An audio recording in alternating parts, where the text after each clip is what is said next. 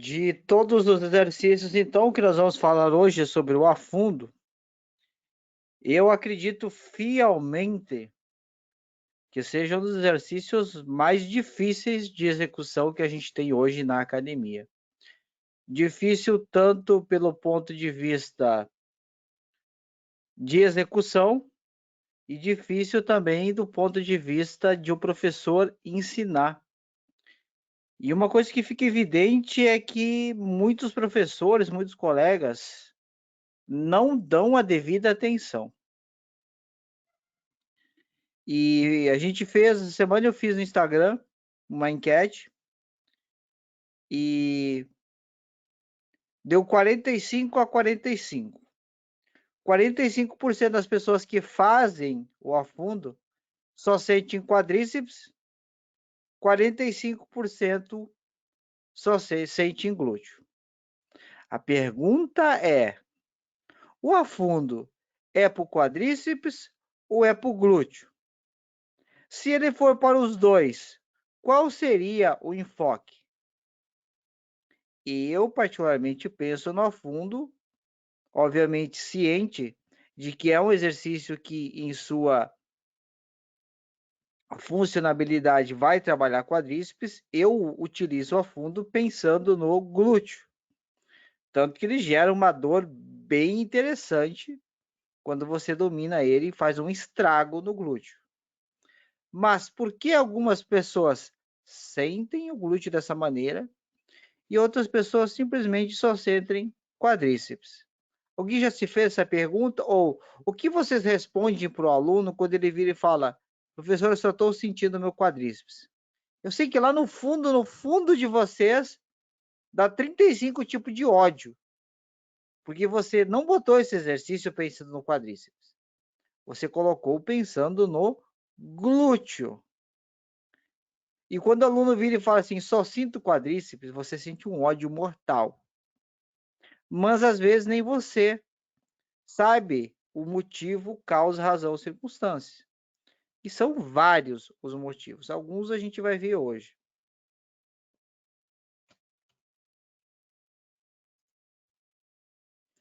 Primeira coisa, então, que nós temos que saber, que não é novidade, é que nós teremos aí como motor tanto o glúteo como o quadríceps. E assim como eu venho falando desde a primeira aula, eu venho dividindo em blocos para que vocês consigam visualizar isso. Os exercícios que nós vimos até agora, o sumô, o stiff e agora o afundo, tá? A prevalência deles está sobre quem? Não é nem sobre o alvo, são sobre os músculos estabilizadores. Que são quem? Na grande maioria, os mesmos para o sumô, os mesmos para o stiff, com algumas adições. Quem que a gente tem aqui? Paravertebral, nenhuma novidade. Abdominais, oblíquos, glúteo médio, glúteo mínimo e quadrado lombar.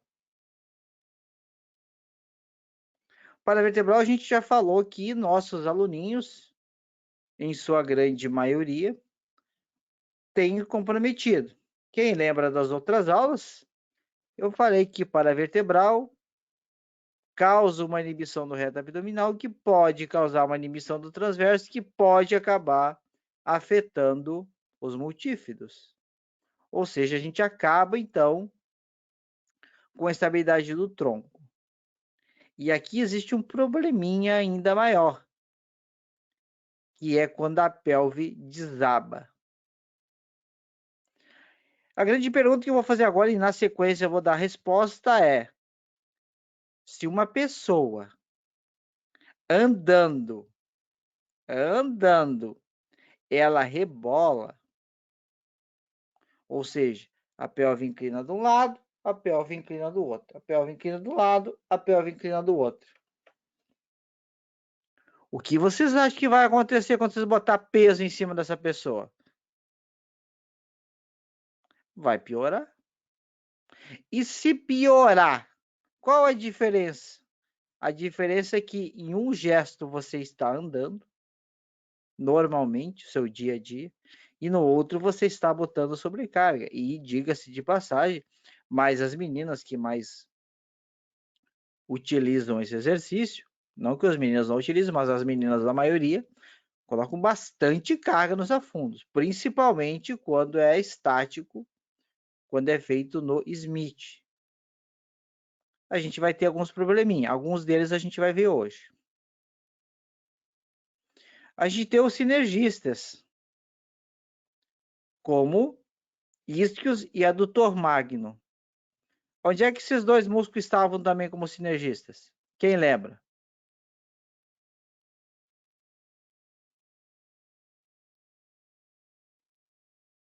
No stiff?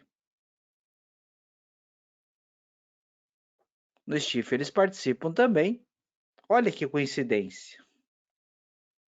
Olha os irmãos aqui de novo unidos. Porém, agora a gente vai ter que pensar num outro detalhe. A gente vai estar trabalhando as duas pernas. Uma vai estar à frente e a outra atrás. A perna da frente, obviamente, o enfoque é aonde? Seria quadríceps e glúteo. Mas e a perna de trás? Se uma está contraindo, a outra vai ter que alongar. Então, nós temos que o ilíaco, o psoas maior e o reto femoral. E aqui a gente já começa a ter dois detalhes. Se, pensem comigo agora, preste atenção. Vamos supor que o seu aluno, deixa eu pegar minha canetinha aqui, pegar a cor vermelha aqui. Vamos supor que o seu aluno tenha o seu psoas encurtado, certo? O que a gente espera do ponto de vista estático, vamos assim dizer, que ele vai estar também no dinâmico, não vai alterar, mas olhando estaticamente para o aluno, como é que a pelve dele vai estar? Ela vai estar em neutro ou vai estar inclinada? Vai estar em anteversão. Vai estar em anteversão. Então, o nosso aluninho vai estar aqui e um bumbum empinado. Certo? Agora, por outro lado, a pessoa não tem só o lipsoas encurtado, ela tem também os isquios encurtados. O que vai acontecer com essa perna aqui quando eu exigir a tração dela durante o movimento? Se ele estiver encurtado, ela vai ser um dos mecanismos que pode mover a pelve para a retroversão. Agora, olhem mais uma questão. Então, nós vimos aqui o nosso bumbumzinho empinado da nossa aluninha e ela foi fazer o afundo com a anteversão. O posterior dela está encurtado. Então, agora nós vamos ter, está aqui a nossa aluninha, e em vez de estar para lá, vamos botar para cá. Ela está assim. Mas aqui tem mais um detalhe. O nosso glúteo está disfuncional. O glúteo médio dela e o glúteo mínimo estão disfuncional. A pelve, além de estar em retro, ela vai inclinar. Então, a gente vai fazer uma retro mais uma queda, uma inclinação lateral. Quem é o eixo que está passando aqui?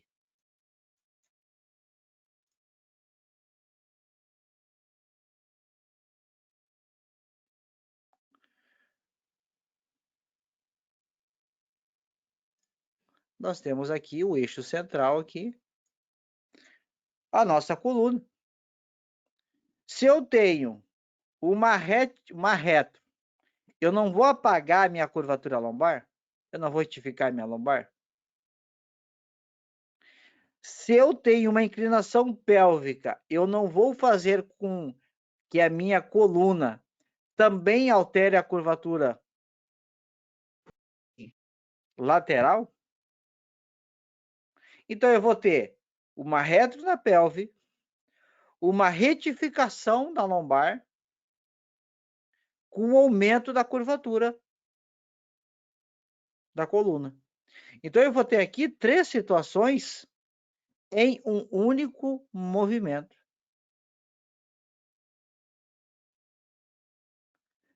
E aí? Qual que é o grande problema aqui?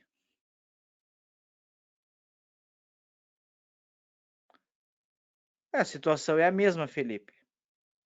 O cenário da retro, se ele acontecer, ele vai acontecer geralmente bilateral, vai acontecer nas 2 pernas. Obviamente, por que vai acontecer na perna da frente? Porque é onde você vai estar usando, principalmente o isquio, como sinergista, ele vai estar trabalhando no movimento. A perna de trás...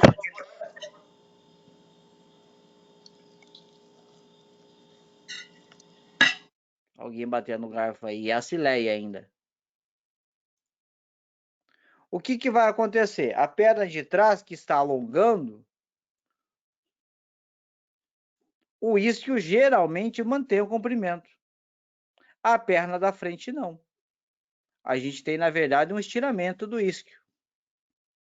Quando há esse estiramento, ele traciona. Como não há amplitude, não há alongamento, ele vai tracionar a pelve junto com ele.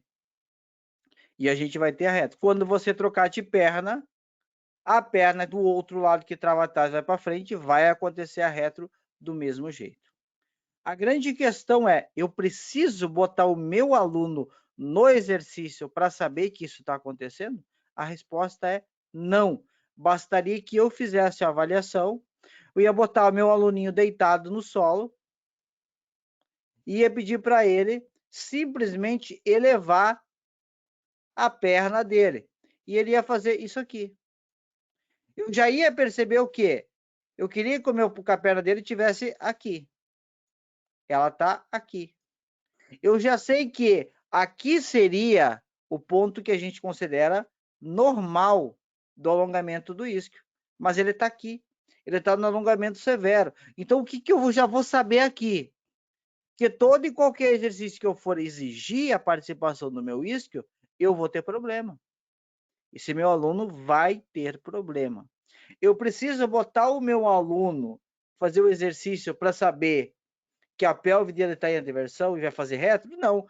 Basta eu fazer a avaliação do meu aluno e observar em visão lateral da foto que a bunda dele, o glúteo dele, a coluna lombar está aumentada a curvatura e o bumbum dele está empinado. Se eu empinei o bumbum, a curvatura está aumentada, já é o indicativo de que ali tem uma anteversão. Se eu já sei que ali tem uma anteversão, eu já sei também que provavelmente o meu iliopsoas vai estar comprometido. Então, eu não preciso ir até o exercício para saber que o meu aluninho não está em condições de executar aquele exercício. E eu vou ter que tomar cuidado também nos demais exercícios. Então, com uma avaliação, eu não preciso expor o meu aluno a essa sobrecarga. Uma vez que eu tenha uma anteversão ou uma retroversão, eu vou citar essas duas agora, que são as mais comuns e mais fáceis de identificar. Eu já vou ter que pensar que 90% de probabilidade que aquele glúteo vai estar fraco, vai estar hipotônico e vai me dar problema. Por quê? Porque quando meu aluno for fazer o exercício, ele vai dar aquela resposta. Eu só sinto o quadríceps, eu não sinto meu glúteo. Aí você muda afastamento de perna, você muda amplitude, você muda o pensamento que você já teve 5 vezes, mas você não mudou o que o aluno está te relatando. Eu só sinto o quadríceps. É óbvio, o glúteo não está em condições, como eu já falei nas outras aulas, o corpo vai usar quem estiver em melhores condições. E aí vai entrar principalmente os isquios. Mas nós temos mais problemas além do que isso. Problemas que também a gente pode identificar já na avaliação e determinar que aquele nosso aluninho, ele não está pronto para fazer o afundo. Como assim? Qual seria esses problemas? A gente tem que pensar também na síndrome de Trendelenburg, ou síndrome de abdutores, ou síndrome de bunda caída, ou ainda, simplesmente, o encurtamento de adutores, que causa a síndrome.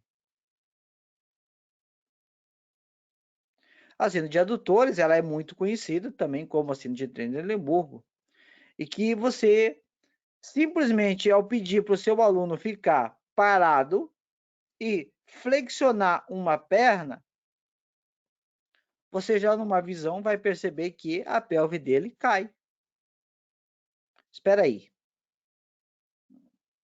O meu aluno parado, flexionou a perna e já inclinou a pelve. Eu preciso ir com esse aluno até o exercício, botar uma barra nas costas para saber o que vai acontecer? Evidentemente, não. Não preciso. Já sei que o glúteo médio dele está ruim, está fraco.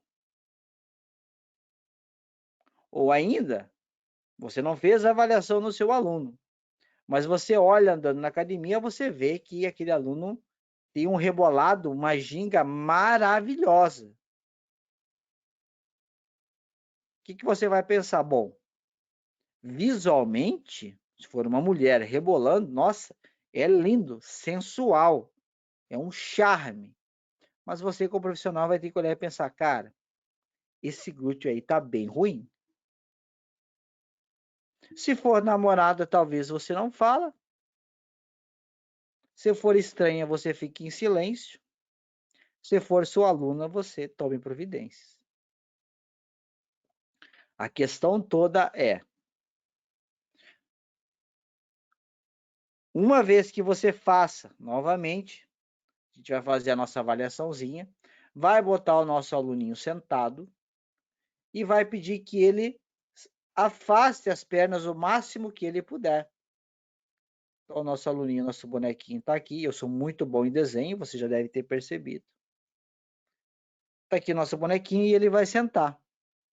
O que você espera que ele faça?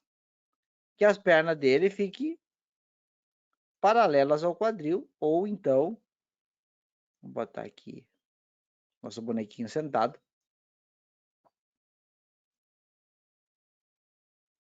Ou então que ela fique muito próxima disso. Pronto.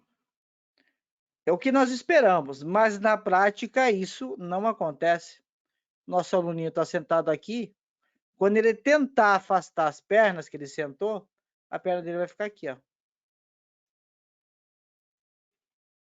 Ele mal consegue abrir, a coluna dele fica uma corcunda, ele vai ficar tentando engatinhar no chão, se segurando em alguma coisa, porque senão ele cai para trás.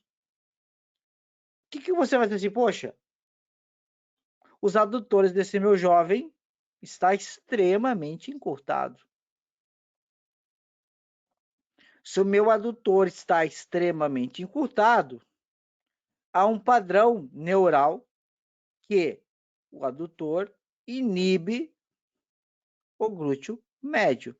Bom, vamos por dedução então. Eu botei meu aluninho sentado, ele não conseguiu nem sequer afastar um pouquinho as pernas, então eu deduzi que os adutores estão muito encurtados.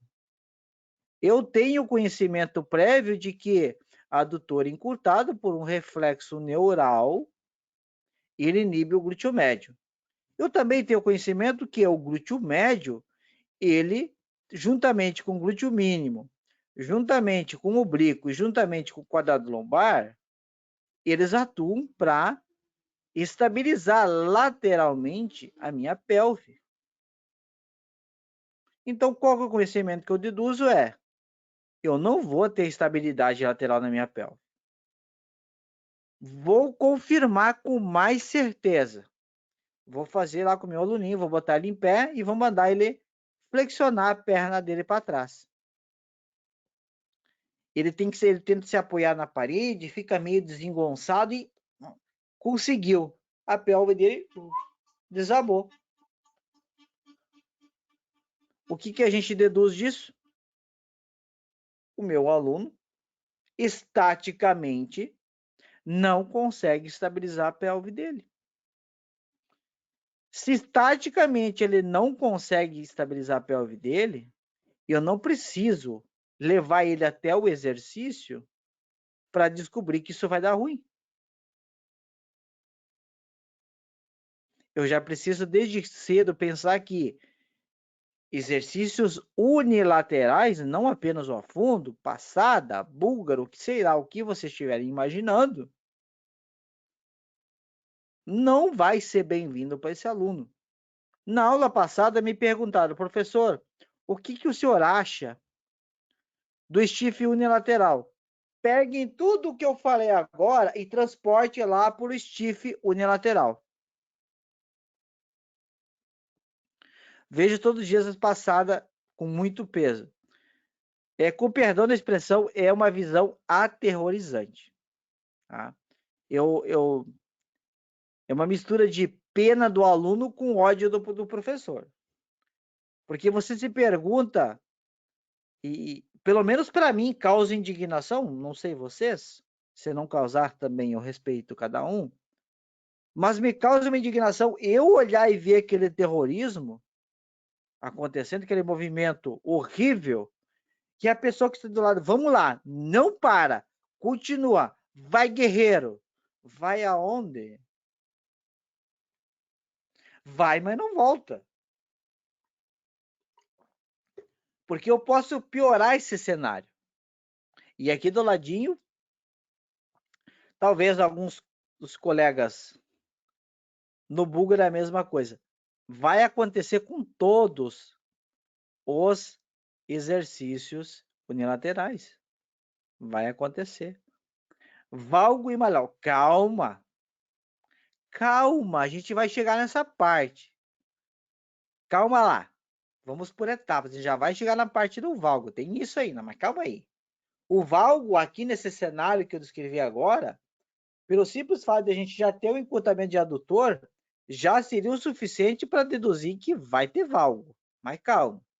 Vamos aqui para o ladinho. Talvez alguns de vocês conheçam, outros não, que não conheceram, muito prazer. Este teste se chama teste de Galeazzi. É um testezinho que a gente faz aonde nós identificamos se há alguma diferença de comprimento em relação ao fêmur ou em relação à tíbia. E acreditem, tem bastante aluno que tem diferença. Às vezes a diferença ela é estrutural, diferença óssea mesmo, aonde a gente vai precisar então intervir com a ajuda de fisioterapeutas para uso de palmilha. Alguns casos que pode causar um falso Galeazzi é a própria inclinação pélvica. Se a pessoa tiver uma inclinação pélvica muito acentuada, vai ter essa diferença. Então, o que a gente avalia? A gente põe o aluno deitado no chão, com os joelhos fletidos, alinha rigorosamente calcanhar com calcanhar, dedo com dedo. A gente faz um marco no chão para não ter diferença de fotos. Você vai bater a foto de frente e a foto de lado. Na foto de frente, você vai avaliar o quê? Se há alguma diferença de comprimento em relação à tíbia. Se constatar, como por exemplo aqui, deixa eu apagar aqui para não confundir.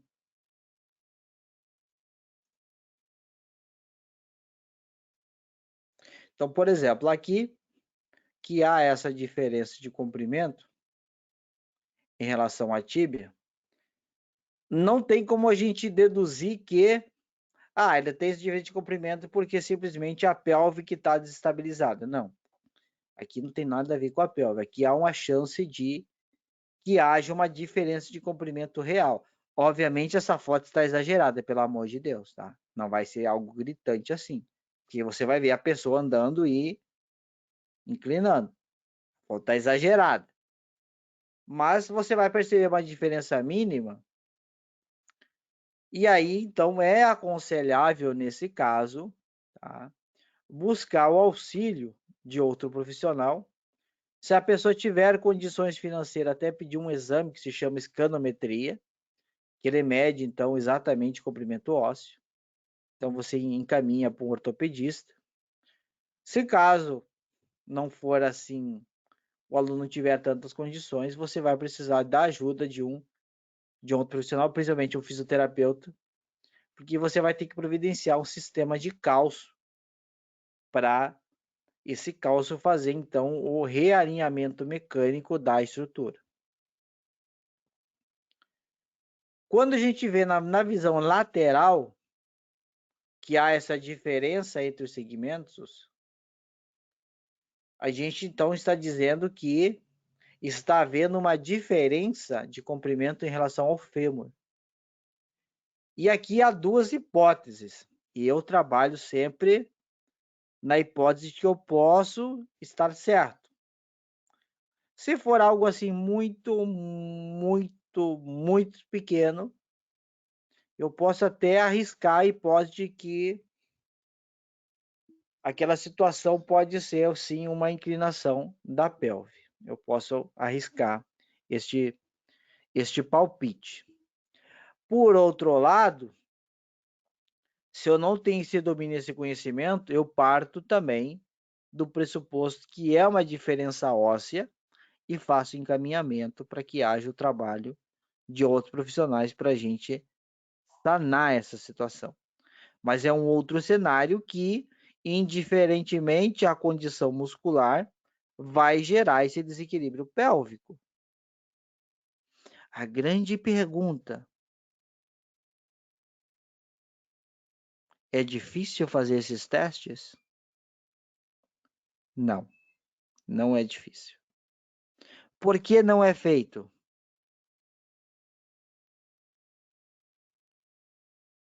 Porque muitos.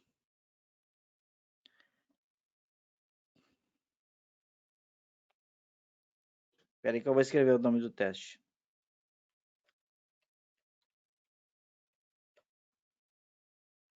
Teste de Galeazzi.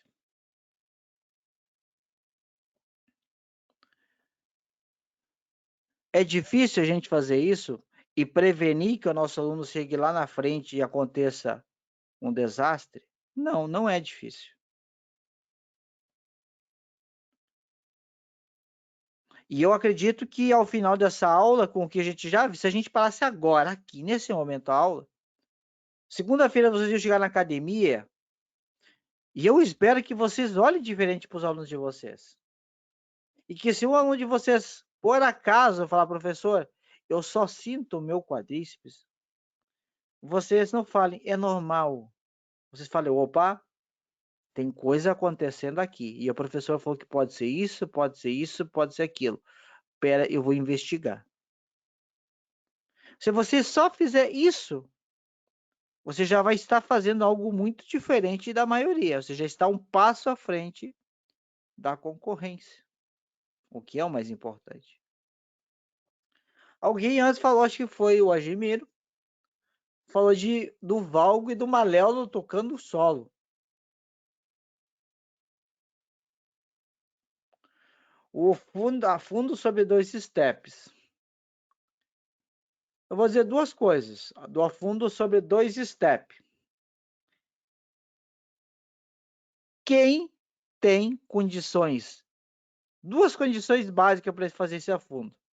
Primeira condição do que a gente viu até agora é quem tem já condição de estabilidade pélvica para fazer o afundo em dois steps. Esse é o primeiro ponto. E o segundo ponto, quem tem alongamento ou flexibilidade suficiente para usar a amplitude de dois steps. Pouquíssimas pessoas. E muitas das pessoas que realmente fazem esse exercício, vocês também as pessoas que observam, né? Cada um. Mas elas possuem um glúteo bastante imponente já.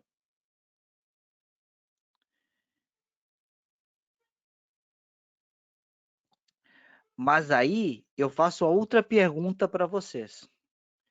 Quando vocês veem uma pessoa com um glúteo imponente fazendo o afundo sobre 2 step, vocês acreditam mesmo que ela construiu aquele baita glúteo fazendo esse exercício? Foi fazendo esse exercício que ela conseguiu aquele glúteo? Eu boto a minha mão no fogo que não. Mas eu desafio os senhores e as senhoras que vocês já devem ter visto esse exercício listado como um dos top 5 ou top 3 exercícios para o glúteo. Melhores exercícios para glúteo, afundo. Tá lá. E realmente, ele é um ótimo exercício para glúteo. Para quem? Se eu jogasse informação a esmo no meu perfil, muita gente vai chegar na academia igual um tarado, pegando halteres, anilha, barra nas costas e vai sair fazendo afundo. Porque o professor falou que é um dos melhores exercícios para glúteo. Mas nesse momento, para você, eu posso falar para as minhas alunas. Muitas delas não fazem. Por quê? Porque não tem condições ainda de os fazer.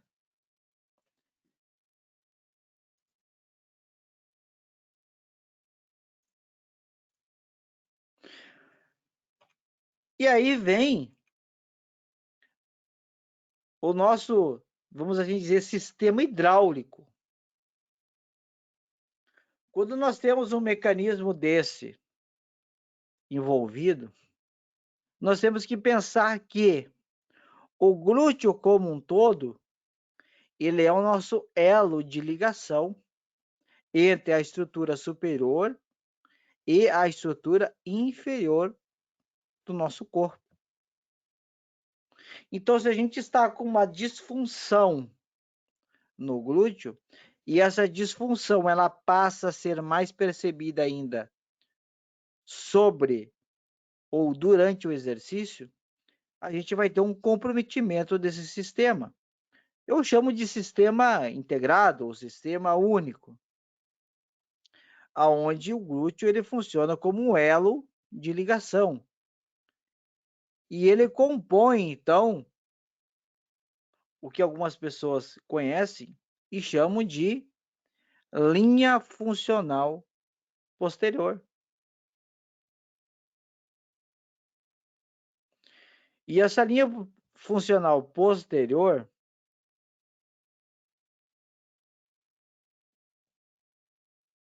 a moda aqui na academia é o afundo para aumentar o corte na coxa. O corte da coxa ele tem vários mitos. Cadeira extensora, escadaria. Algumas pessoas falam que fazer muita bike apaga os cortes da coxa. Então vamos botar agora o afundo também para isso. Minha aluna falou, quero fazer afundo, toda torta. Eu falei, vai demorar muito. Gente, vocês têm que entender uma coisa, quem está aqui sabe que eu bato muito nessa tecla. O que vai poupar muita dor de cabeça para vocês, vai poupar muito incômodo, é vocês fazerem a avaliação, levar essa avaliação, não o que vocês escreveram. A pessoa é igual receituário médico, você não entende o que está escrito ali. Leva a foto. Mostra para ela, olha, aqui sua pelve está assim, a sua coluna está assim, o seu glúteo está assim, isso, isso, isso. E se a gente fizer isso aqui, vai doer. Acredite, isso vai poupar muita dor de cabeça de vocês na hora do treino. Porque uma coisa que eu sei que acontece na prática, porque eu não caí do céu aonde eu estou hoje, e eu passei pela sala de musculação. E foram algumas décadas vivendo na sala de musculação, tanto como atleta, como aluno e como profissional, o professor. E quando você tem a infelicidade de botar a sua aluna fazer um exercício, e do lado tem aquela aluna cavala da academia, ela vai olhar para você e vai dizer assim, professor, Por que eu nunca fiz esse exercício? E isso um, dá um ódio por dentro. Mas, se você não tiver nenhum argumento ou você não tiver nenhuma base argumentativa antes disso, você vai acabar, muita gente acaba sendo, tá bom, no próximo treino eu vou botar. Pra quê?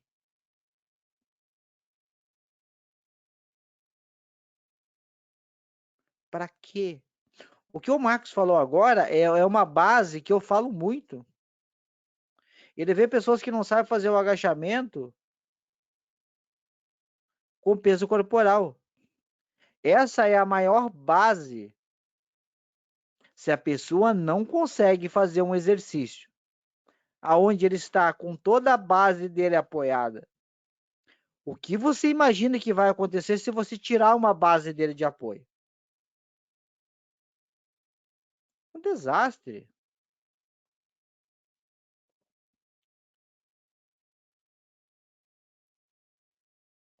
Alunos de sala é muito difícil de orientar que não pode tal exercício.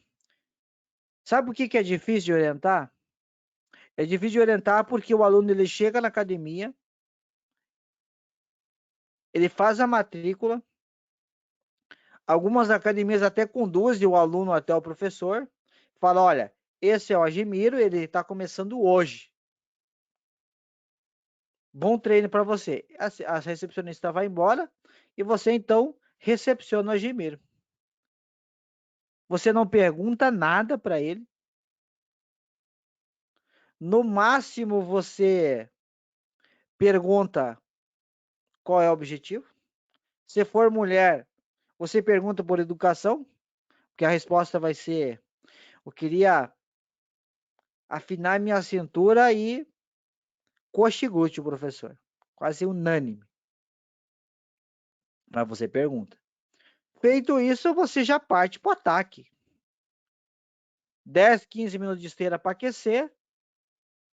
Desceu, chegou da esteira. Quando você não esquece na esteira, você simplesmente bota fazer cadeira extensora 4 de 15, cadeira abdutora 4 de 20, cadeira adutora 4 de 20, leg press horizontal 3 de 20.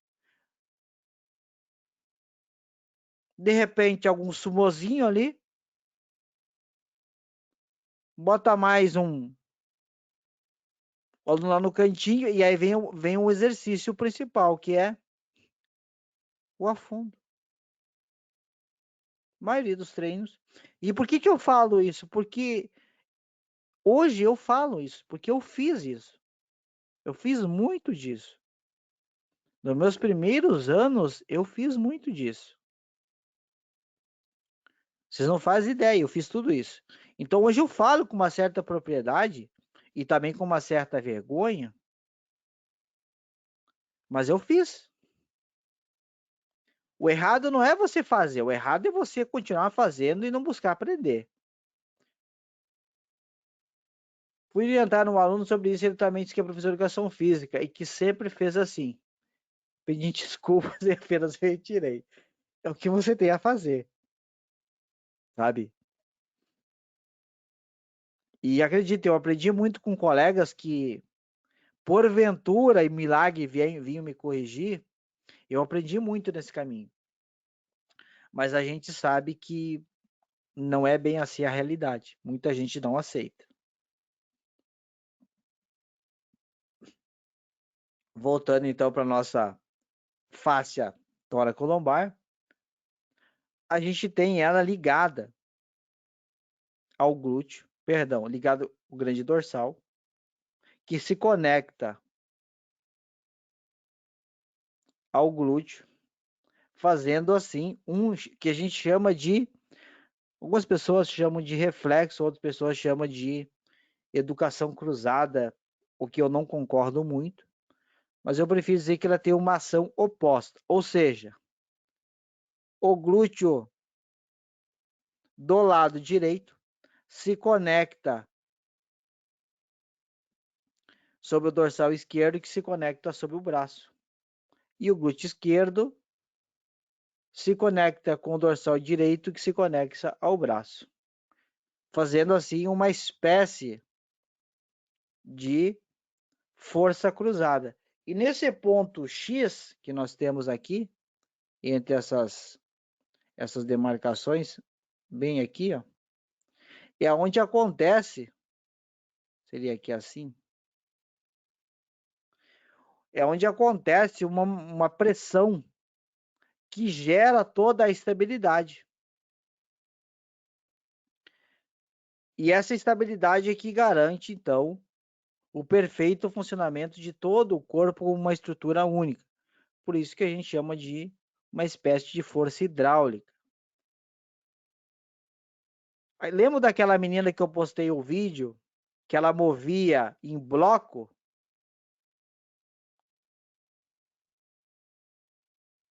Por que ela movia em bloco? Porque provavelmente está comprometida tanto a coluna dela, está comprometida principalmente a face tóraco-lombar dela, e há desequilíbrios também envolvendo parte inferior e parte superior, ou seja, o corpo não está funcionando como unidade única, ele está funcionando como várias unidades.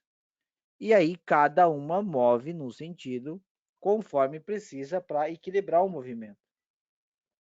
O que se faz nesse caso? Retira imediatamente o exercício. A pessoa não está pronta para isso. E dentro da face tóraco-lombar, então, a gente tem duas camadas de lâminas. A primeira camada, então, envolve o grande dorsal e o sacro, que se conecta ao glúteo máximo. Essa lâmina mais superficial é responsável pelo movimento.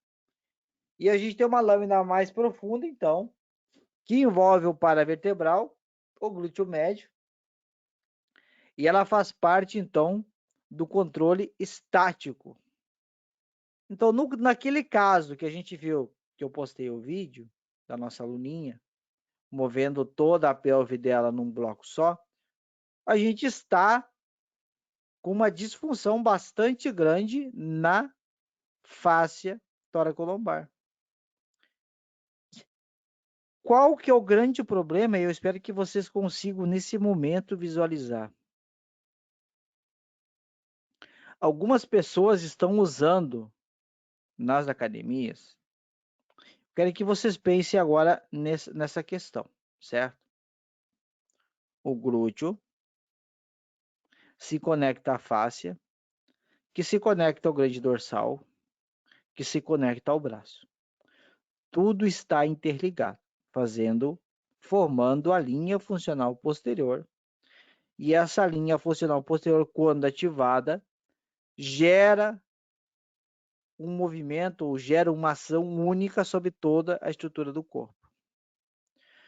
Alguns colegas estão tendo a ideia maravilhosa de, quando isso acontece, dizer que está acontecendo uma rigidez na face tóraco-lombar. O que ele faz? Bota o aluno deitado e vai com o rolinho de macarrão e fica sovando a massa, literalmente, fazendo a tal liberação da face tóraco-lombar. Vamos pensar novamente, a face tóraco-lombar se conecta ao glúteo, que se conecta ao grande dorsal, que se conecta ao braço, e ela tem uma ação cruzada sobre a parte posterior do corpo. Mas eu só estou fazendo a tal liberação em um ponto único. Mas espera aí, se ela é uma linha contínua e eu mexo só em um ponto dessa linha, eu não vou estar gerando um maior desequilíbrio e uma maior instabilidade em toda a estrutura? Eu vou estar desestabilizando o tronco, eu vou estar desestabilizando o glúteo, eu vou estar desestabilizando o braço. Então, qual seria o viés dessa prática? Nenhum. Como a gente faria, então, essa manipulação? Que não é manipulação, com os alongamentos. E como bem colocado agora pelo Jefferson, o alongamento de grande dorsal é uma estratégia. Não só isso, mas o trabalho do glúteo também se torna outra estratégia. Porque uma vez que você tem a liberação, vamos assim dizer, você tem um funcionamento otimizado da parte superior do grande dorsal e um funcionamento da parte inferior do glúteo, que entre aspas é o elo de ligação, essa tensão excessiva sobre a face vai diminuir. Porque ela vai voltar a fazer o papel dela, já que os demais segmentos conectados a ela estão novamente funcionais. E é por isso que eu falo que hoje o nosso trabalho, 50% do êxito do resultado está focado nos alongamentos. Gostem vocês ou não, acreditem ou não. Mas a prática mostra muito mais do que a teoria de que 50% estou sendo até generoso, estou sendo bem modesto. Dá para elevar um pouco essa escala ainda, pendendo para o lado do alongamento. E eu faço um desafio agora, para quem está aqui na aula. Faço um desafio de testar em vocês e em alguns alunos de vocês, aquelas que menos estão tendo resultado. Aquelas que vocês, na mente de vocês, pode ser, eu já fiz de tudo e essa aluna minha não evolui. Façam uns testes básicos de alongamento, posterior de coxa, adutor. Façam. E vocês vão perceber que elas estarão, na grande maioria, com esses músculos em encurtamento severo. Severo. E se você resolver isso, eu garanto para vocês que se vocês resolverem esse quadro, em questão de 4 a 6 meses, essa aluna vai ter um resultado que ela não teve talvez em 2 anos que treina com você. Os mais básico mesmo. Posterior de coxa, adutor. O teste de sentar e alcançar a ponta dos pés, que a gente consegue ver encurtamento de paravertebral.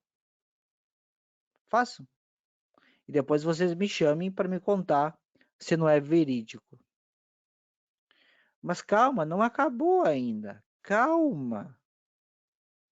Calme. O terror não acabou ainda.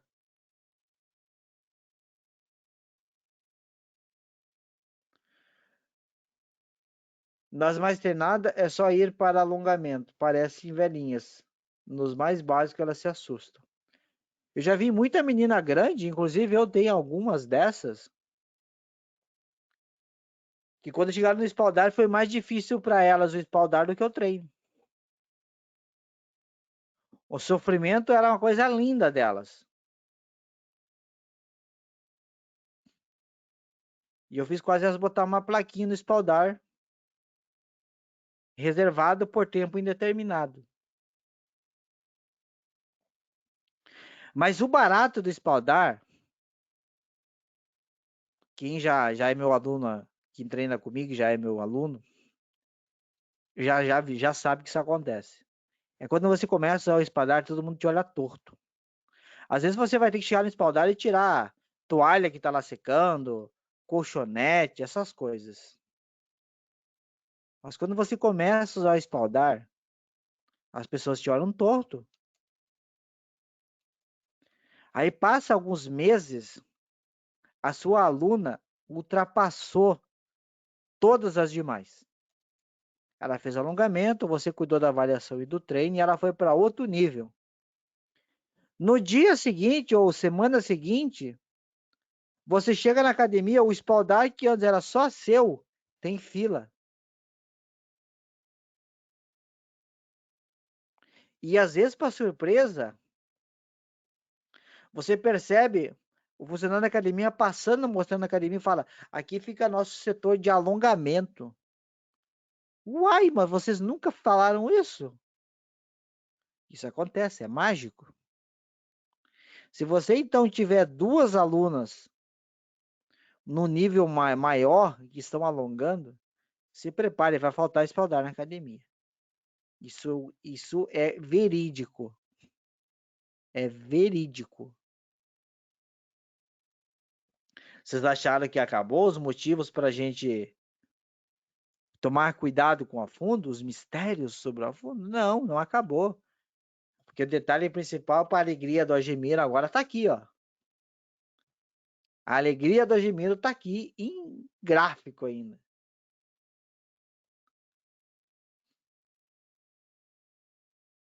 Esse slide é para você, Agemiro. Tua homenagem.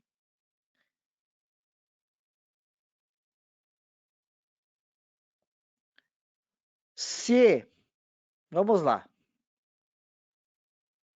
Eu vou tentar mais um desenho aqui. Vocês já viram que eu, como professor, sou um excelente desenhista. Mas vamos lá. Eu tenho aqui meus dois pezinhos. Aqui está minha tíbia.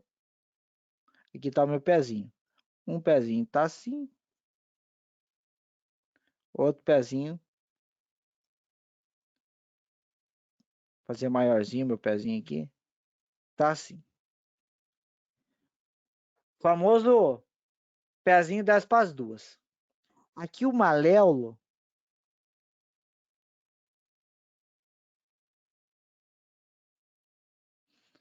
tá quase tocando o solo. Imaginem, eu preciso que vocês agora me ajudem. Elevem a imaginação de vocês para um nível surreal. Sejam imaginativos. Imagine que é uma visão posterior, tá? Pezinho virado para fora, 10 para as duas. Você olha para o seu aluno. Pezinho 10 para as duas. O maléolo quase tocando o chão.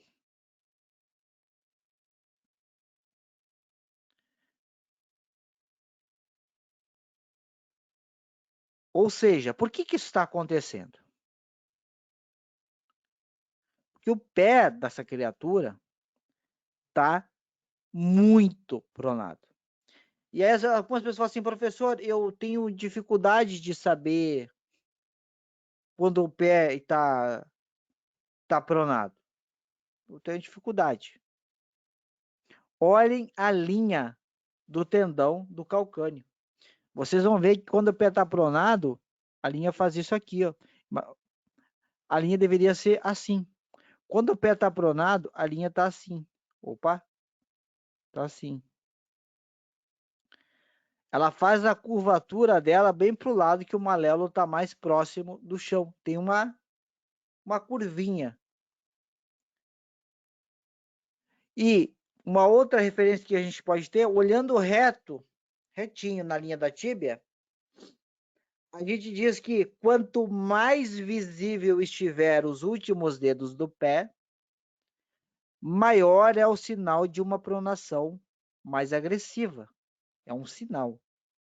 Então vamos supor que de um lado você enxerga só o dedo, o último dedo, o dedo mindinho. Do lado oposto você enxerga os três últimos dedos. Então quer dizer o quê? É um indicativo de que, de um lado, do lado direito, você só vê o minguinho, o pé está pronado, mas menos do que do lado esquerdo, que você enxerga 3. Porque a pronação ela leva uma rotação interna da tíbia e o pé compensa. Então é uma outra forma da gente conseguir ter mais facilidade. E ao mesmo ponto que se você precisa chamar mais 2 ou 3 colegas para ter certeza que aquele pé está pronado, ele não está. Tá? Então, por hora, você olhou e o seu aluninho está com o pé pronado, certo? O que você já imediatamente tem que pensar? Eu vou ter agora uma ação ascendente de desequilíbrio. Se o meu pé prona, a tendência mecânica é que a minha tíbia rode internamente e junto a ela o meu fêmur rode internamente. Se eu tenho a estrutura da tíbia e do fêmur rodado internamente, obviamente eu não vou ter o meu joelho apontando para o lado oposto. O meu joelho ele vai apontar também para dentro. Se o meu joelho aponta para dentro, eu já tenho aí, já posso ter até uma visão de um possível valgo. Se eu somar que essa pessoa não tem glúteo, porque o glúteo ele participa como junto com os demais músculos, como um estabilizador de joelho, eu vou configurar o quê? Que essa pessoa, dinamicamente, o que eu já vi estaticamente, vai piorar. E aí acontece exatamente isso. A pessoa ela vai fazer o passo, o pé cai para dentro e o joelho vem junto. Só que aí, olha que maravilha do corpo humano, que ninguém para olhar. Muita gente fala, professor, mas o valgo, ele é um movimento natural do joelho. Vocês fazem muito terrorismo sobre isso. Vocês querem que a pessoa seja perfeita. Não, eu não quero que meu aluno seja perfeito, mas eu quero que, no mínimo, ele sobreviva por muitos anos sem nada, sem nenhuma lesão. Quando você faz o valgo, você consegue imaginar a força fazendo uma curva? A força veio lá de trás, chegou aqui no joelho, opa, fiz a curva? Não. A força que está vindo, você está fazendo a passada, por exemplo, o seu joelho está vindo à frente, certo? A força que está vindo de lá, ela vem em linha reta. Ela não vai chegar aí no joelho, fazer um drift para acompanhar a curvatura do joelho. Não, ela vem reta. Mas espera aí. Se a força aqui está vindo reta,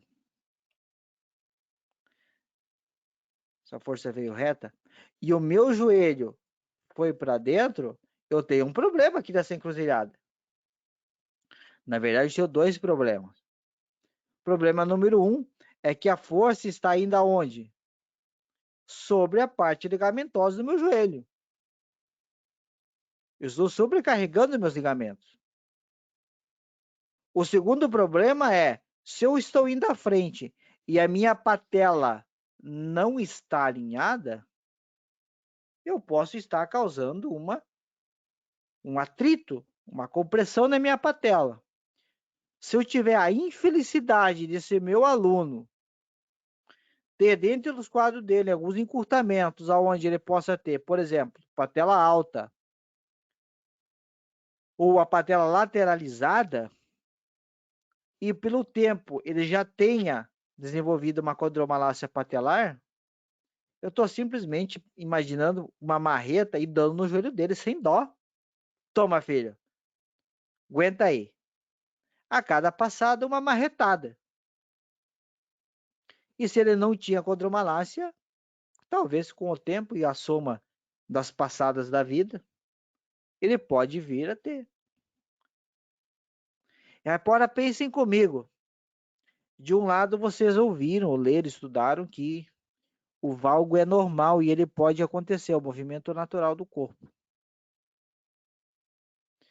Agora pense você, o aluno que fez isso e chega para você e fala, Admiro, eu notei que de uns tempos para cá uma espécie de crepitação no meu joelho e eu não tinha isso antes.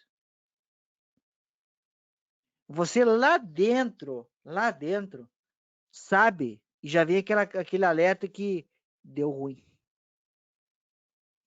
Mas aí você, malandramente, fala, não, mas fica tranquilo, isso é normal, é só a gente fortalecer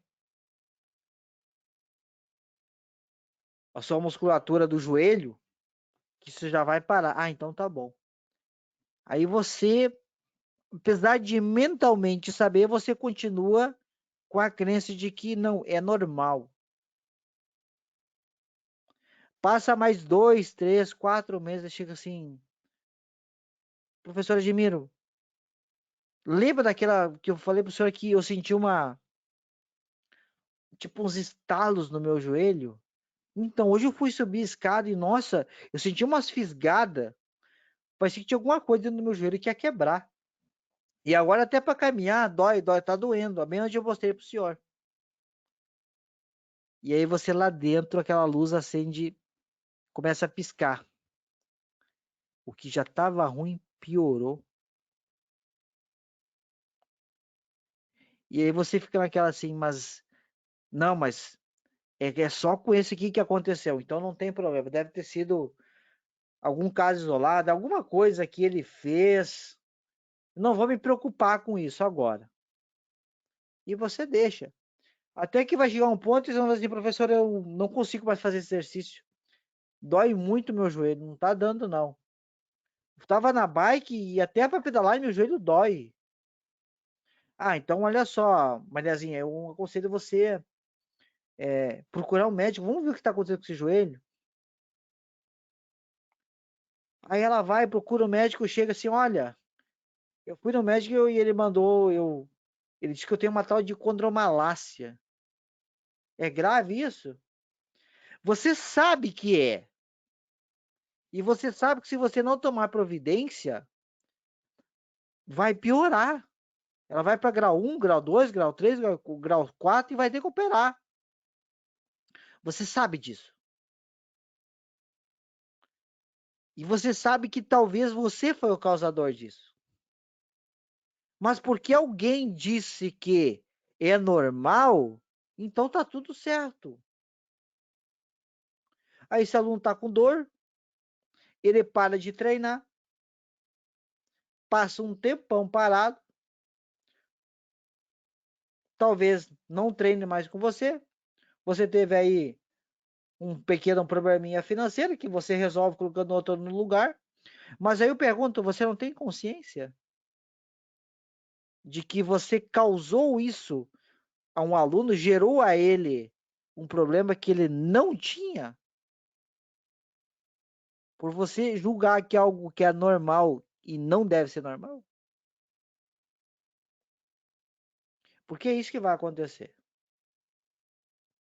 Principalmente se a pessoa ela tem um valgo no joelho e você coloca, e eu falo com propriedade, com perdão da expressão, mas F para os artigos, eu tenho condromalácia dos dois joelhos, um grau 3 e o outro grau 4.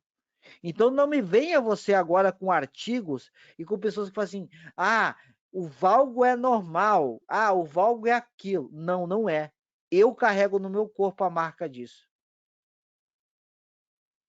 Então ninguém vai me convencer com um monte de estudo, com um monte de fiozinho ligado, que isso é aquilo, não. É isso. Eu tenho, eu sou portador disso. Assim como alunas minhas são portadoras disso. E para nós juntar cadeira extensora e agachamento rec no mesmo treino, é um assassinato no nosso joelho. Simplesmente parece que o meu joelho ele esmigalha, ele explode. E eu fiquei anos e anos até que finalmente eu consegui corrigir não, eu melhorei a pronação do meu pé. Eu consegui corrigir o valgo do meu joelho. Então agora minha tibia e meu fêmur estão alinhados, a minha patela está alinhada. Hoje eu vivo sem dor. Mas eu preciso tomar cuidado. Por exemplo, passada, eu preciso tomar cuidado, porque ela gera um atrito na minha patela. E aí depois eu vou passar a semana com dor. Agachamento rec, eu tenho que tomar cuidado com a posição dos pés, porque gera dor no meu joelho, porque a lesão está ali. Ela está controlada, estabilizada, sim, está, mas ela é eterna, ela está ali. E cadeira extensora, eu evito. Faço esporadicamente para sentir o prazer, mas eu evito. E acredite, você não vai querer ter essa dor porque é uma dor insuportável. Se eu botar uma escada na tua frente, você já chora antes de chegar na escada. Porque você já sabe que vai doer para subir e vai ficar aquela dorzinha chata. Então, se o seu aluno está fazendo valgo, eu peço, tome cuidado. Tome cuidado, tá? Visto tudo essa parte teórica, a gente ainda tem mais um mecanismo que a gente pode usar como estratégia prática. Eu vou mostrar um deles. Que a gente pode, entre aspas, modificar um pouco.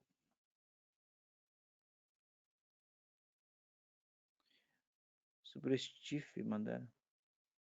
Eu não mandei no grupo? Mandei só nos meus stories? Tá. Então eu vou reparar esse erro. Foi falha técnica. Obrigado por avisar, Marcos. Então, uma estratégia que a gente pode usar no afundo ou na passada é em relação ao tronco. Aonde, quando nós mantemos o tronco mais alinhado, com uma passada mais estrita, já te respondo, Jefferson. Quando a gente está numa posição mais alinhada, mais sobre, com o braço de alavanca do quadril menor do que o joelho, deixa eu botar um tracinho aqui.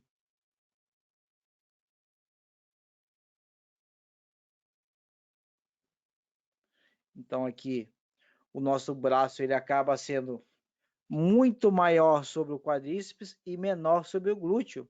Então, nesse caso assim, aqui, espera-se sim que a pessoa ela sinta um pouco mais do trabalho de quadríceps.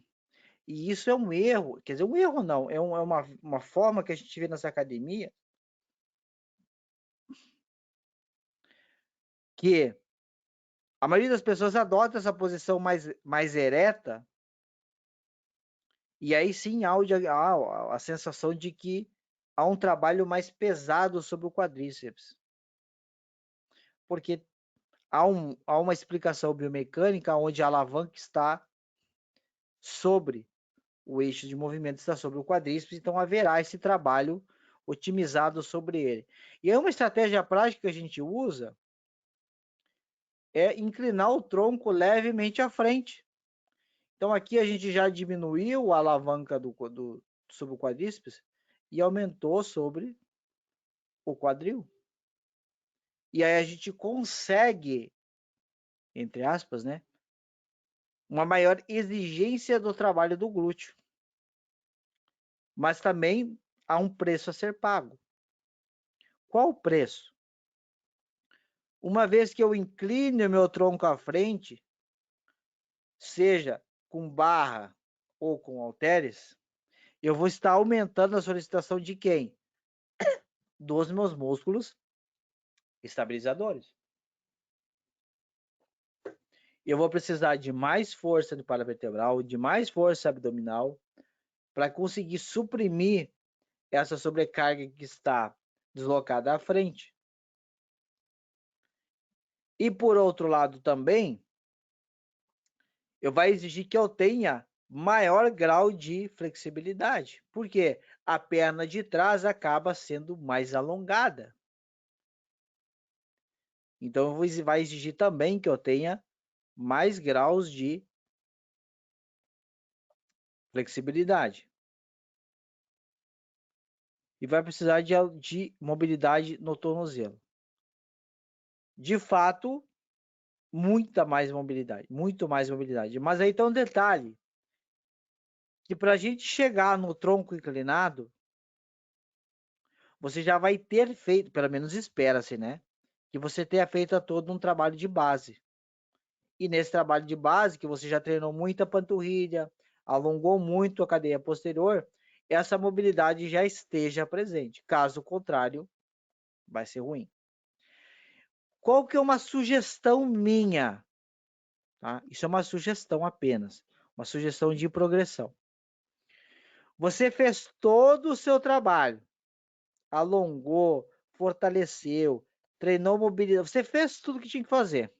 É a primeira vez primeiro mesociclo do seu aluno, que ele vai fazer o afundo, por exemplo.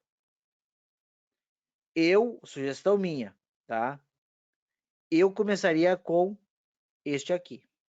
Por quê? Porque aqui a exigência de estabilizador é menor e o fato de ele estar com uma alavanca maior sobre o quadríceps, mas vai tirar a ênfase, vai ajudar ele a aprender o movimento.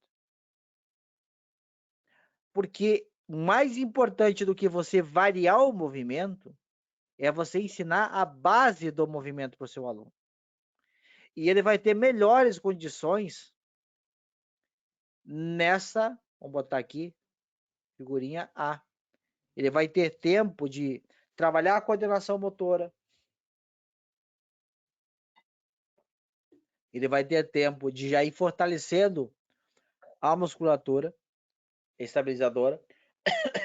E ele já vai estar também trabalhando a conexão do cérebro com o corpo, do movimento com o impulso neural. Depois que ele dominou, aí você parte para a avaliação do tronco inclinado à frente. Tudo isso parado, certo? Tudo isso parado, sem movimento. Quando você dominou o A, você dominou o B, o seu aluno vai estar pronto para o seu. O que seria o C? A passada com deslocamento. Então, sim, você chegou ao auge, ao ápice das variações laterais, que é a passada com deslocamento. Tá? Então, começa no A, domina o B, e aí depois o C seria a passada com deslocamento. Tá? Prof, no caso, pode usar aquela variação de afundo alternado para trás primeiro? Essa variação do afundo alternado para trás, um tempo atrás, eu usava ela logo no início. O meu aluno chegava na academia e eu passava essa variação. Tá? Mas aí eu me antenei a um detalhe. Isso, lembrando, esse é o meu posicionamento, ok? Não é que o jeito que você está fazendo está errado. Foi uma percepção que eu tive. Você já tentou fazer o movimento para trás? Quando você faz o movimento para trás, ele gera o quê? Gera medo. Gera uma ansiedade, uma angústia, porque parece que você não sabe exatamente aonde vai pisar. Você não tem aquela noção de aonde o seu pé vai tocar o solo. E eu percebi que alguns alunos meus, eles ficavam tão tensos, mas tão tensos em fazer isso, que afetava o movimento. E eu falei assim, não, eu não posso trabalhar um movimento onde eu estou gerando uma tensão, e essa tensão vai afetar justamente o movimento que eu quero melhorar. Então, eu meio que mudei essa minha visão, essa percepção. E, em vez de eu fazer o movimento para trás, eu comecei a fazer alternado o movimento parado. Então, ele só posiciona uma vez o pé atrás e fica parado. Isso dá mais segurança. À medida que o tempo for passando, aí então sim eu comecei a alternar o agachamento alternado para trás. Então, entre aspas, né, uma progressão minha é, eu começo com ele parado para trás, depois eu passo para o alternado. Mas vamos supor que o meu aluno ainda está receoso. Então, eu mudo. Em vez de ele dar o passo para trás para começar o exercício parado, eu deixo ele dar esse passo para frente. E aí entra o seu trabalho como treinador identificar. Espera, eu vejo que quando ele vai dar o passo atrás, ele fica uns 10 segundos mexendo o pé para alinhar. E se eu der o passo para frente, ele já cai certinho. Eu vou partir pelo princípio de que deixa eu trabalhar essa instabilidade unilateral dele primeiro, com ele tendo o controle total do movimento. Depois eu acrescento uma instabilidade maior, que é ele não tendo o controle total, já que ele vai dar um passo para trás. E por fim eu coloco ele no fazendo alternado. Professor, e segurar no espaldar fazendo para trás? Eu acho não. Na minha visão é um desserviço, que você está gerando um mecanismo compensatório. É igual você andar com bicicleta de rodinha. Você está andando com a rodinha, a pessoa está lá andando rápido, pedalando a bicicletinha. Você tirou uma rodinha, a pessoa já cai. Quando você tirar as duas, então, é um desastre. Ela vai levar muito tempo para aprender. Se você trabalha com uma senhorinha de idade, a vovozinha, ok, a segurança é necessária. Então, ela pode se apoiar em algo. Então, é válido esse apoio. Se é uma pessoa perfeitamente saudável e normal, já ensina ela a trabalhar de maneira livre. Afinal de contas, o que você quer que ela desenvolva ali? Percepção de movimento, coordenação corporal e o trabalho já visando o fortalecimento dos músculos estabilizadores. O uso do TRX é a mesma coisa, Ulisses. Você está dando uma muleta para o seu aluno. É a mesma coisa. Quando ele não tiver aquele TRX e você der, por exemplo, um halteres ou uma barra para ele, ele vai sentir instabilidade, porque ele não é acostumado. Então eu sempre há exceções, como eu falei agora, se for uma pessoa que tenha muita descoordenação, seja uma vovozinha, por exemplo, mas aí eu faço a pergunta também, né? Será que você não teria nenhum outro trabalho para fazer com essa vovozinha, com essa pessoa, antes mesmo de botá-la numa posição unilateral? Qual seria, a minha pergunta é, qual seria a finalidade agora de, por exemplo, você botar uma vovozinha ou uma pessoa com muita instabilidade em um exercício que eu sei que há uma exigência de estabilidade? Essa pessoa já teria uma condição de equilíbrio pélvico para estar ali? Essas perguntas que vocês têm que fazer. Porque lembre do que eu falei lá no começo, não é o movimento, e sim é a condição para se fazer o movimento. É esse ponto que vocês têm que chegar, é nessa concordância.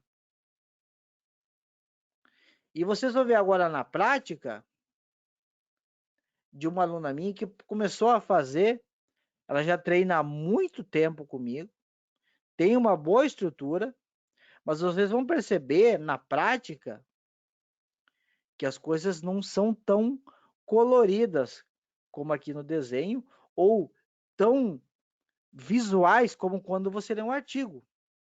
Você vai perceber que na prática a coisa se complica. E a gente vai trabalhar com imagens coloridas, com papéis ou com um corpo ali em movimento? Um corpo em movimento. Então, quando a gente ir para a prática, nós vamos ter que estar atento e agora vocês vão ver como a coisa complica. Então, vamos começar com um movimento alinhado. A coisa já começou a complicar. Já não é mais tão confortável. É uma pessoa que já treina há um bom tempo, mas que ainda tem dificuldade em fazer o movimento. Ela está aqui parada, na posição que eu falei anterior, com o tronco alinhado. Então, aqui, a percepção de esforço dela vai ser maior sobre o quadríceps, mas já gera bastante desconforto. Você vê que está meio mecânico o movimento ainda. Não está algo 100% natural. Como eu disse, é uma pessoa já treinada. Quando a gente parte, então, já para o inclinado,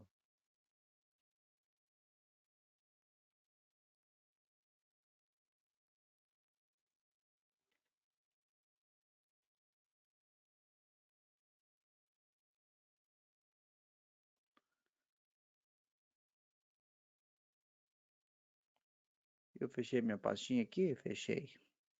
Parabéns! Quando a gente parte já para a inclinação,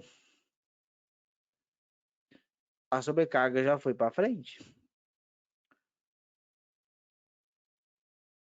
Ela está parada, paradinha. E se eu botar o movimento dela, vai ser um desastre. Então ainda não é hora de eu botar o movimento. Ela está se esforçando. Você vê que há uma percepção de esforço, é uma carga leve, e há uma percepção de esforço para ela controlar esse movimento. Então, com o tempo, esse movimento vai sendo incrementado ao repertório dela, ela vai construindo, por mais que ela já tenha a força de estabilização, ela vai construindo o sinergismo de todo esse complexo estrutural, tanto de moço que faz movimento como quem vai estabilizar, de forma que eles trabalham de maneira harmônica. Então o movimento dela começa a se soltar, vai ficando mais fluido, e você vê que o movimento está mais limpo. Quando a gente parte daí para as variações, que são, por exemplo, vamos fazer agora então uma passada alternada, um afundo sobre o step, porque minha aluna tem uma boa amplitude e eu quero já usar essa amplitude. Então vamos partir com a passada no step, mas ainda com o step.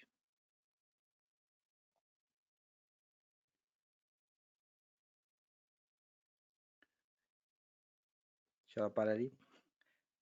Você já começa a perceber algumas questões no step, que isso é importante observar no exercício, que a pessoa já começa a medir e calcular a distância que ela está. Por que ela consegue fazer isso agora? Porque ela passou por um processo antes de chegar aqui. Então ela já está mentalmente ali ajustando a distância e calculando tudo. Se eu chegar para o meu aluno agora, jogar um step na frente deles e faz, ele não tem essa noção. Ele vai demorar para ajustar. E você vai ter que fazer várias intervenções. Porque você, digamos que você pulou um pouco, você antecipou a fase de maturação. Depois que ela calculou tudo, faz a dancinha, ela começa o exercício. A distância ficou ok, ela já calculou. Eu quero que vocês observem agora algo que eu falei antes. Na outra perna vai ficar mais fácil de ver. Quando ela vai dar o passo, o corpo fica parado ou ele vai à frente?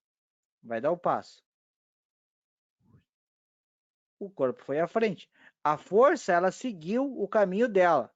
Se a gente fizesse uma projeção linear, a força dela iria embora. Mas qual que é o vetor dela aqui? Coxa, tíbia e joelho estão alinhados. Então, eles estão, teoricamente, preparados para fazer essa força. A gente já vai ver de frente.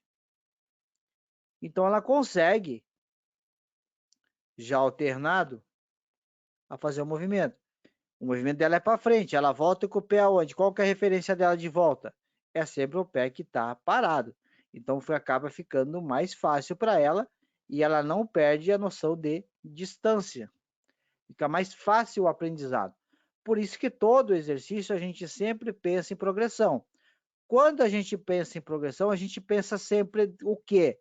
A gente começa pelo mais fácil e depois pelo mais difícil. Lembra do que eu falei? A gente começa ensinando o nosso aluno parado. Depois a gente vai acrescentando movimentos. Para depois, lá no final, a gente botar o que a gente realmente objetiva. Agora aqui ela já está em movimento, mas o movimento ainda é para frente. Eu não estou impondo a ela nenhuma instabilidade de ela fazer o passo para trás. Então ela sempre vai ter o quê? O pé de base dela vai ser referência de aonde o outro pé dela vai voltar. O que eu consigo com isso? Eu consigo isso que o meu aluno foque só no exercício e que ele não tenha uma preocupação paralela de que onde é que eu vou pisar, qual que é a distância, como é que eu faço? Eu tiro essa tensão nervosa dele, eu deixo ele fluir concentrado no movimento. Vamos ver de frente. Agora fica mais fácil a gente visualizar de frente. Mesma coisa, houve todo o movimento de preparação e ela está agora fazendo de frente. E você vê que move o pé dela alinhado com o tibia e joelho. E aqui agora vem um detalhe que vocês vão ter que cuidar. Deixa ela pisar. Pisa de novo. Aí. Qual que é o detalhe que vocês vão ter que cuidar? Qual que é o detalhe? Vocês percebem que há um alinhamento aqui de coxa, tíbia e pés. Todo mundo consegue ver. Está tudo alinhado, correto? O que vocês vão ter que cuidar na prática, que às vezes passa despercebido, é o aluno fazer o movimento, mas ele pisa com a ponta do pé para dentro. O pé fica virado para dentro. Então ele não pisa com o pé reto, ele pisa com o pé virado para dentro. E aí você tem problema. Aí existem duas formas de você tentar sanar esse problema. Você tira o exercício e você fala, olha, a gente vai ter que melhorar ainda a sua base e depois a gente volta para o exercício. Essa é a opção 1. A opção 2 é você, então sim, você tira o movimento. Você vai mandar ela apoiar o pé sobre o step. Você vai auxiliar ela a alinhar o pé da frente, vai ensinar ela a alinhar o pé de trás. E ela vai fazer ali suas 8, 10 repetições nessa perna, certo? Larga tudo, descansa aí 30, 40 segundos, troca de perna, aquela perna vem, para em cima do step, alinha o pé dela, alinha o pé de trás e manda ela fazer parada. Você vai fazendo isso até a pessoa ter uma percepção de como ela precisa. Talvez possa ser só uma questão de movimento. Feito isso, você bota a fazer um movimento e ela continua pisando com o pé virado para dentro, então sim, você continua com algum desequilíbrio.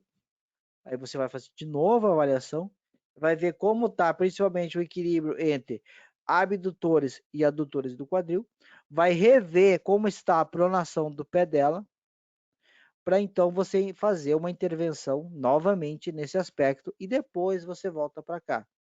Então são esses dois caminhos que você pode na prática adotar para tentar melhorar a posição do pé. O resultado final que você precisa buscar é que o pé aterrisse no chão reto. Então esse detalhezinho vocês têm que observar, por isso sempre fique atento a ver como a pessoa está se comportando. Aí a Camila falou assim, não deixar a pelve cair. Não, não vai ser eu que não vou deixar a pelve cair, ou que eu vou sinalizar para ela, olha, sua pelve não pode cair. Falei lá no começo, a gente tem que construir um mecanismo para isso. O glúteo tem que estar forte para que isso aconteça. E aí quando a gente mostrar na visão de posterior, fica mais fácil a gente ver a pelve como está se comportando.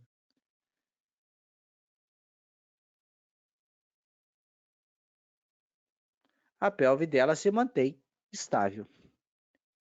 Então a gente vê que a pelve dela fica bonitinha, estável. Mas se eu gritasse para ela agora, olha, controla a sua pelve, ela está inclinando, ia adiantar? Não ia. Porque eu tive que construir esse mecanismo. E essa aluna minha, ela tem um outro detalhe. Por que a gente... Algumas progressões ainda são bem lentas com ela. Essa aluna minha, ela tinha uma torção pélvica. O pé esquerdo dela é supinado e o pé direito dela é pronado. Isso é dela. Então a gente veio aí ao longo do tempo trabalhando o equilíbrio tanto da pronação como da supinação. Quando a gente desfez essa torção pélvica dela, a gente percebeu que o lado direito dela o glúteo ela é muito fraco, muito fraco. E ela tem uma dificuldade absurda, absurda em exercícios unilaterais. Esse é outro cuidado que a gente tem que ter. E não faz pouco tempo, faz 2 anos que eu trabalho com ela, que eu trabalhei com ela, nesse sentido. O glúteo direito dela sempre mais fraco, perde estabilidade, perde controle e a pelve dela cai. E a gente foi fazendo trabalho de formiguinha.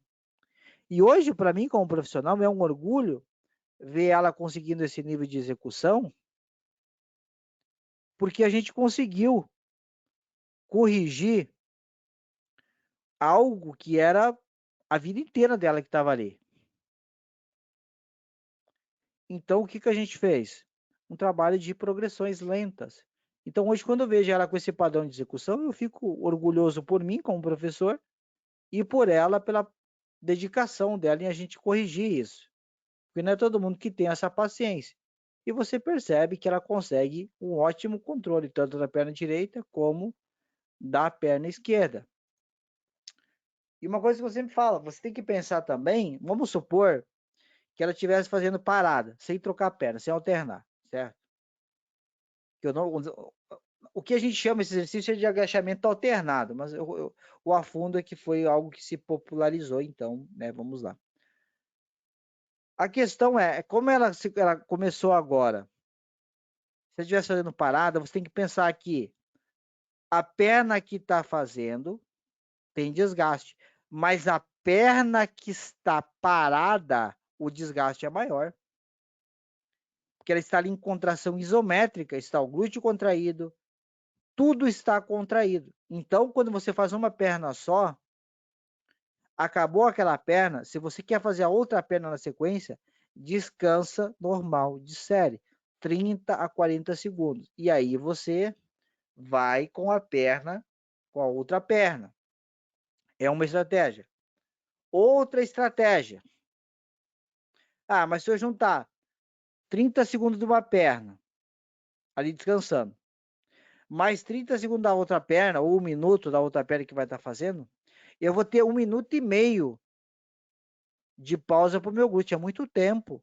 Eu quero trabalhar com um tempo mais curto. Então você faz, por exemplo, as 4 séries da perna esquerda, normal, faz a série, descansa 30, 40 segundos, faz de novo a perna esquerda, faz de novo a perna esquerda. Acabou a perna esquerda, começa a perna direita. Então são 2 formas que você tem de trabalhar o mesmo exercício quando ele é feito parado. Se ele é feito, então, por exemplo, aqui alternado, a outra dica que eu dou é, fez a série toda alternada, bonitinha. Na série seguinte, se a primeira série eu comecei com a perna esquerda na frente, na série seguinte eu começo com a perna direita na frente. Está aí a dona do corpo. Eu começo com a perna direita. Então eu vou intercalando. Comecei uma série com a perna esquerda, começo outra com a perna direita. Comecei uma série com a perna direita, comecei outra com a perna esquerda. Eu vou intercalando. Para quê? Para manter, de novo, sempre pensando em como ter o melhor fluxo de equilíbrio para essa pessoa. A força de equilíbrio mais difícil de corrigir? Eu não diria difícil de corrigir.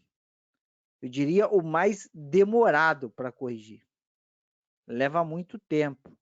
A ela ainda, a Elaine, que é a dona do corpo, que se pronunciou agora, a gente já está junto há bastante tempo e hoje tem aí mais de 3 anos já que a gente vem trabalhando essa questão. Hoje que eu posso dizer que ela está, entre aspas, com a força dos 2 lados equilibrada, 100%. Ela consegue fazer com a mesma estabilidade os 2 lados, hoje. Tá? Então, não é que é difícil de corrigir, leva tempo.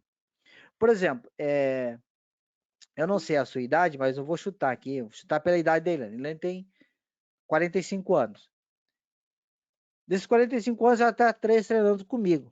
Então, ela passou 42 anos com essa diferença de força. Sempre uma perna sendo mais forte que a outra. Então, por eu ter conseguido agora em 3 anos, é só um exemplo hipotético, tá? Pelo amor de Deus. Por eu ter conseguido agora em 3 anos equilibrar, eu estou muito satisfeito. Que foi muito tempo com desequilíbrio, gerando essa deformidade, essa desarmonia, para então pouco tempo, eu considero pouco, eu ter conseguido corrigir.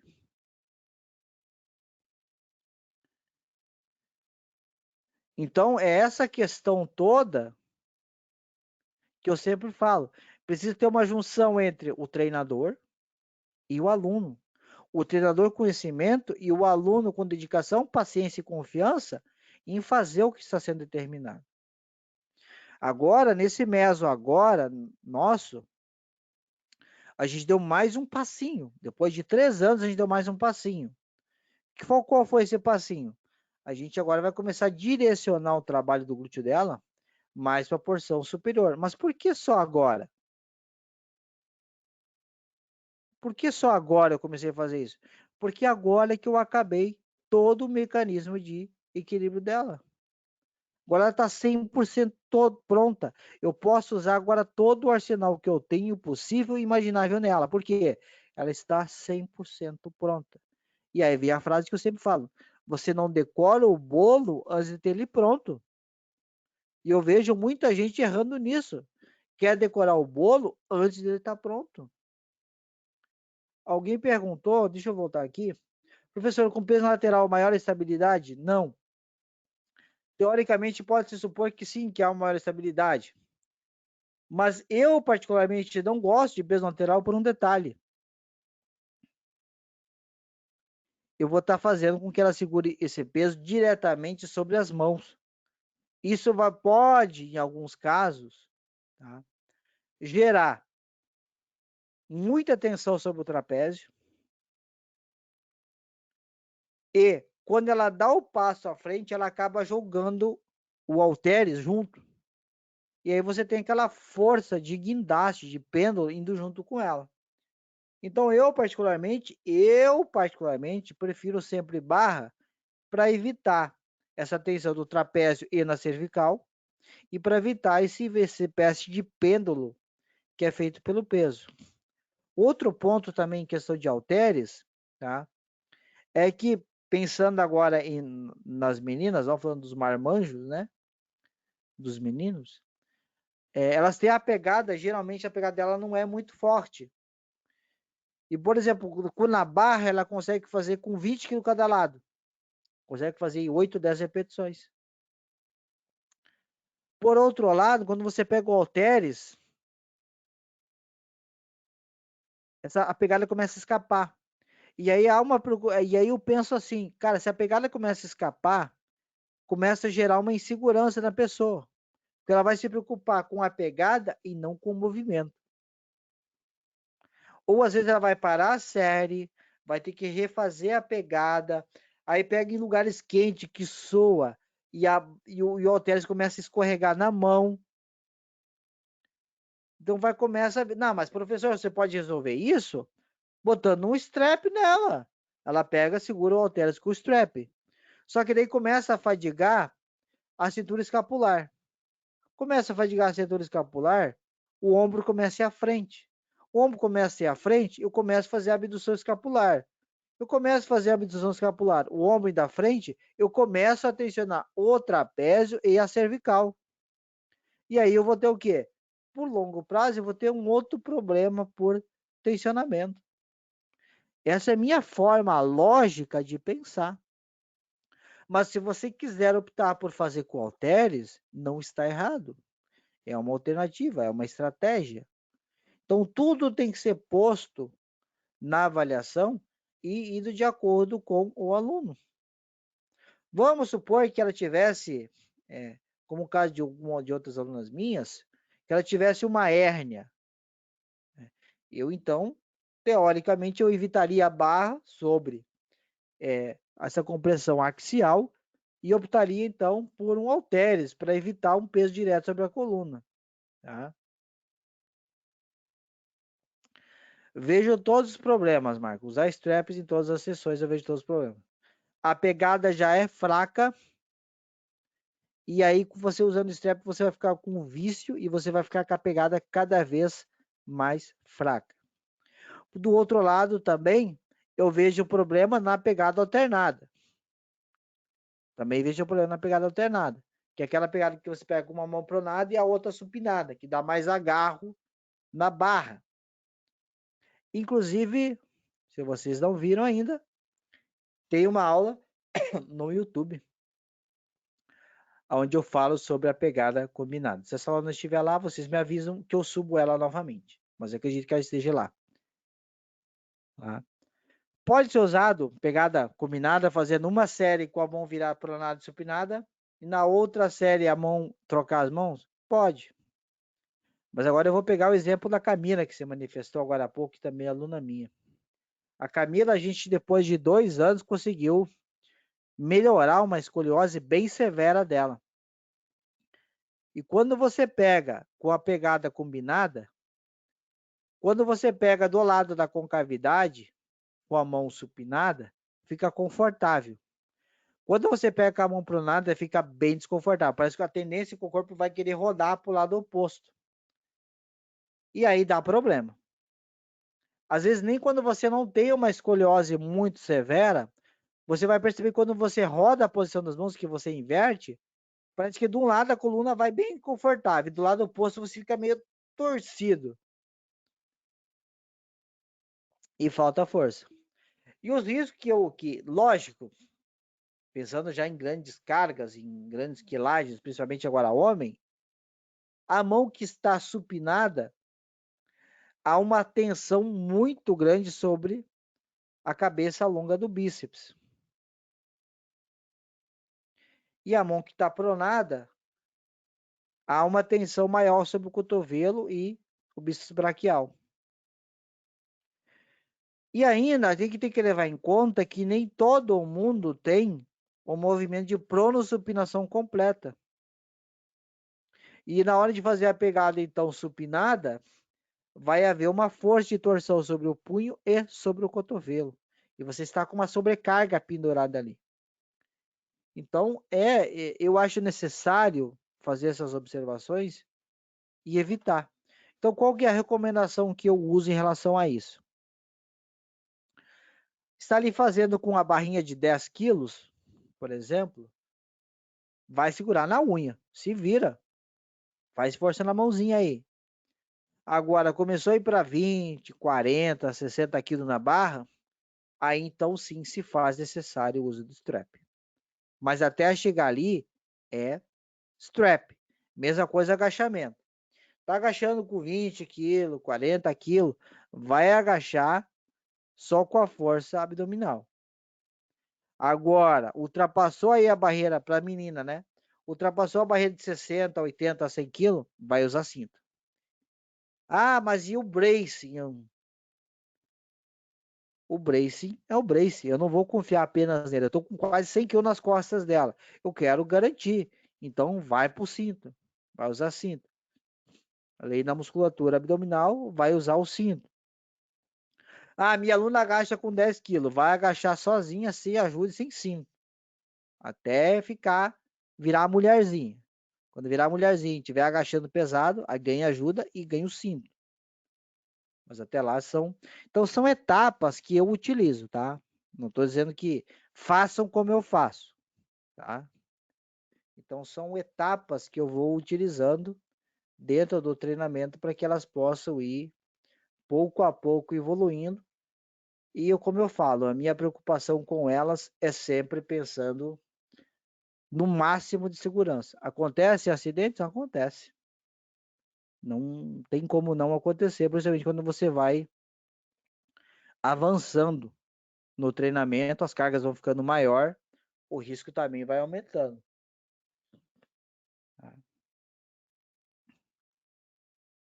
Ficou claro para vocês alguns dos mistérios do afundo, os cuidados que a gente deve ter, algumas progressões que a gente pode utilizar.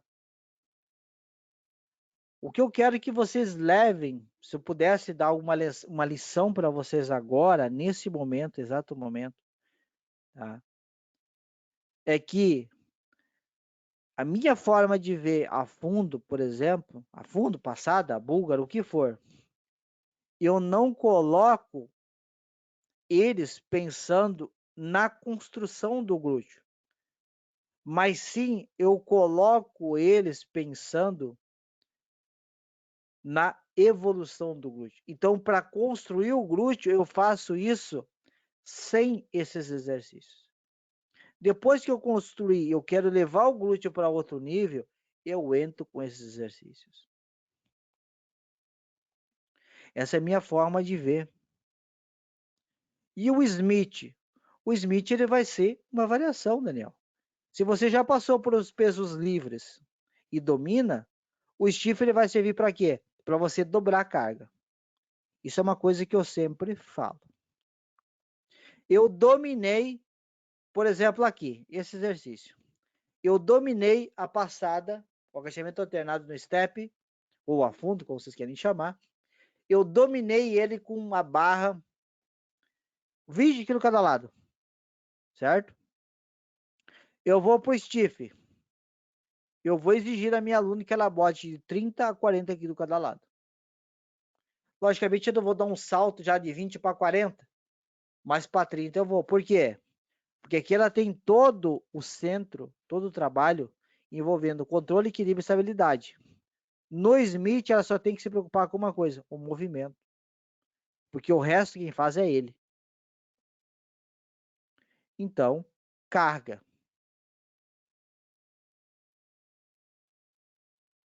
Agachamento Smith com metade do peso que se usa no livre é bizarro. Explicação mais lógica do que isso não há, né, Marcos? Não há uma explicação mais lógica do que a sua. Não faz sentido. Assim como também não faz sentido a pessoa botar mais peso no agachamento do que no leg press. Mas acontece, mas não faz sentido. Então são coisinhas meia ilógicas. Então, mais uma vez, eu agradeço a presença de todos. Espero novamente ter contribuído com informações para ajudar no treinamento de vocês.